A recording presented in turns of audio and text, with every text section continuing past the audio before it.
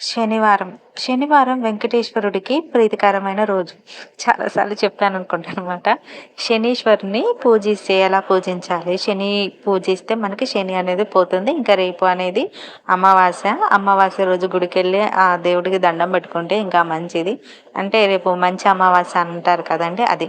So, శనివారం శనీశ్వరుడికి ప్రీతికరమైన రోజు. అలనాడు అంటే అప్పుడు వైష్ణవులు అంటే ఒకప్పుడు ఎందుకు శనీశ్వరుడికి శనివారం అంటే ఎంత ఇష్టము అయిందో ఇప్పుడు ఈ వీడియోలో తెలుసుకుందాం. ఎలా పూజించాలి అంటే శనీశ్వరుని మనం ఎలా పూజిస్తే ఆయన అనుగ్రహం కలుగుతుందంటే అంటే ఒకప్పుడు వైష్ణవులు ఎంతో శ్రద్ధగా శ్రీహరిని అంటే మహావిష్ణువుని నియమ నిష్టలతో అంటే శ్రద్ధగా నిష్టగా ఉండి పూజించేవారు.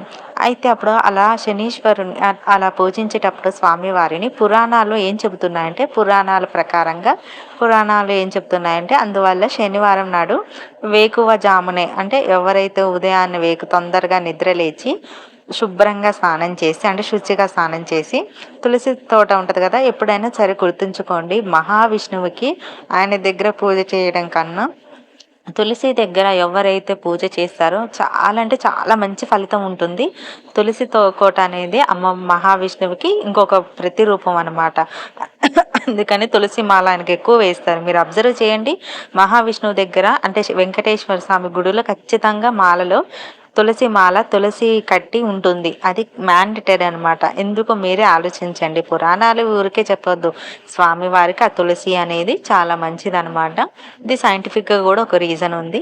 తులసి కోట ముందు ఎవరైతే శృతిగా స్నానం చేసి ఆవు నీతితో కానీ నువ్వుల నూనెతో కానీ దీపం వెలిగించే వారికి అష్టైశ్వర్యాలు సిద్ధిస్తాయని పురాణాల ప్రకారంగా చెప్తున్నాయి.